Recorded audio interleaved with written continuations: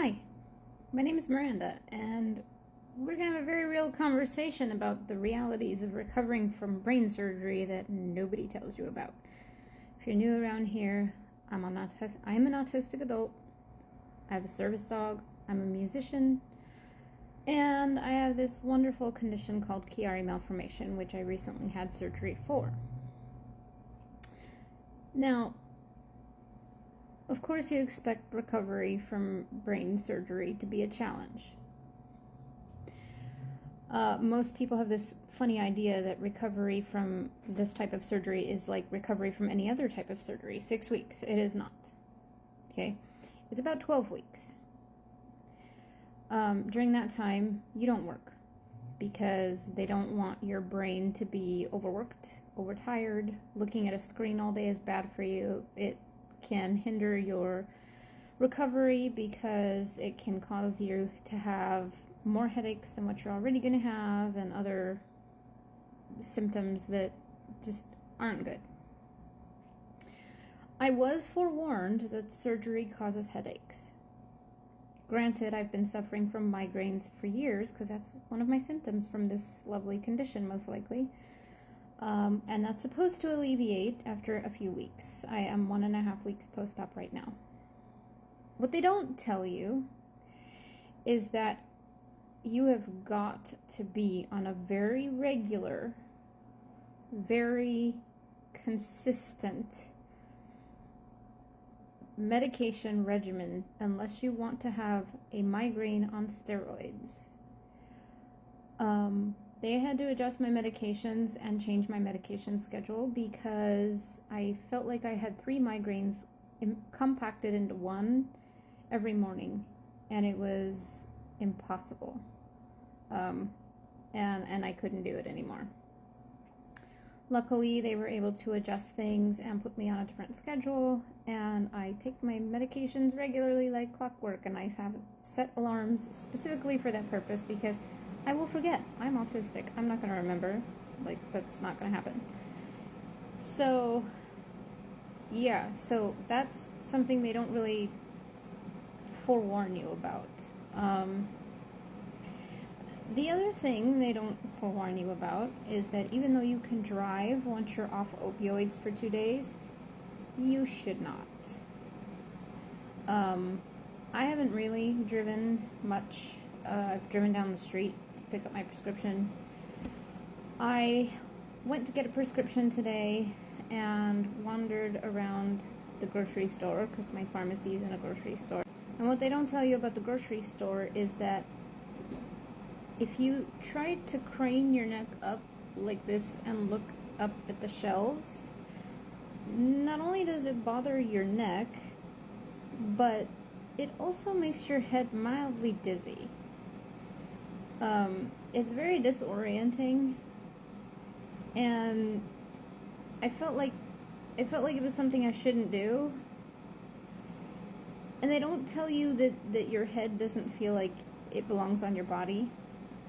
My scalp is still mildly numb on this side. It's getting better. That is going away, but like right after surgery, this whole side was still like it was asleep. I could touch it and I could feel myself touching it, but it felt like it was asleep, like it was numb. And I have, so far, everything feels like kind of an out-of-body experience. If you've ever seen a documentary where you're walking around and the angle is from like the cameraman's view, that is what my brain feels like right now. I walk around and I feel like I'm looking through the cameraman's view from the lens rather than looking at it through my eyes and being like, feeling like it's me who's moving, or feeling like it's me who's doing whatever it is that I'm doing. It's very disorienting. I did some work on the computer today. I was on the computer for maybe 2 hours. I'm trying to start a business, and I was trying to get some things together. What they don't tell you about that alone will wipe you out. I was so exhausted. I had no choice but to take a nap because I would have just fallen asleep point blank right there. And so I literally had to just let myself close my eyes and fall asleep. Which, by the way, don't fall asleep reclining, because when your neck slips and slides, it will hurt. Lay flat. They also don't tell you that any mild social interactions will exhaust you to your core. I had some social time yesterday with a small group of people for 2 hours. We played board games. One was a game of strategy, which was a really bad idea because I was lost and I kept getting confused and I couldn't track the clues very well, and my brain just couldn't process it very well. So obviously it was too soon for that. The second game was much easier, but by the time I got home, and mind you, I didn't drive myself, but by the time I got home, I was so tired I had to take a nap. From 2 hours of playing board games. We only played 2 board games, by the way. They don't tell you that getting up and taking your shower, because I'm required to wash my hair daily with baby shampoo for 2 weeks straight to keep my incision clean. But they don't tell you that by the time you get up and take your shower, wash your hair, I take my dog out for a quick potty break, I come back in, I eat breakfast, and take my medication, by the time I'm done with just those things, I'm tired. They tell you you'll have fatigue, they tell you you might need some naps, but they don't tell you, like, so for the first few days, they have you on a steroid for the inflammation, and that steroid keeps you from being overly exhausted. But once you are off that steroid, that fatigue hits you tenfold. Not even lying.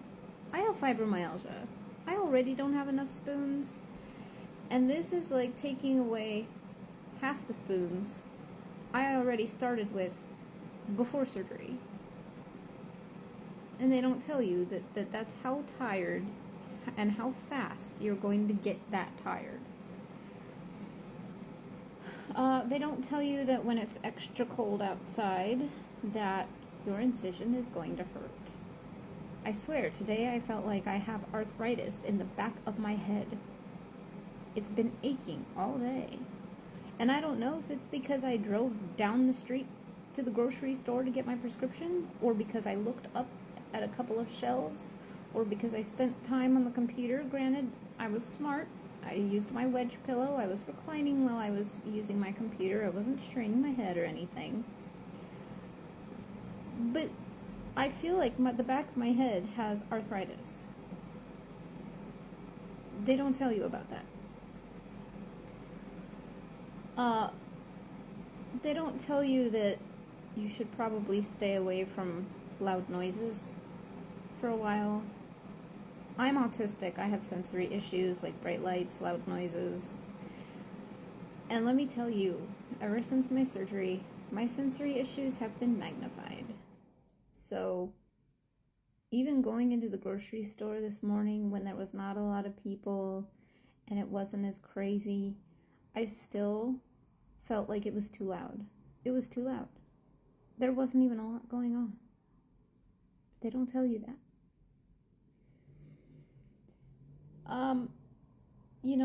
They don't tell you that because of all the meds you're on, that you're going to have to take a lot of extra fiber.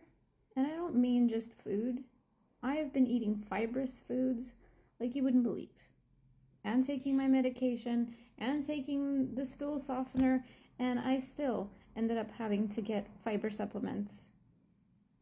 Because apparently, if you're bloated, or you can't go to the bathroom, according to the nurse, because I finally asked, that can add extra pressure in your head.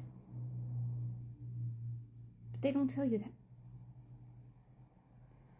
They don't tell you that you'll probably have hand tremors. I had hand tremors probably for the first 5 days, and it freaked me out because They weren't little hand tremors, they were significantly noticeable hand tremors. Those have finally gone away, by the way, but like it took almost a week. But they don't tell you about that.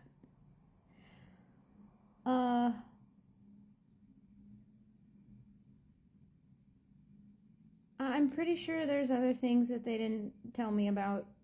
So just know that if you know anybody who has Chiari malformation or any other kind of neurological brain issue and they have to have surgery on their head, on their brain, on their skull, anything like that, this is for you guys.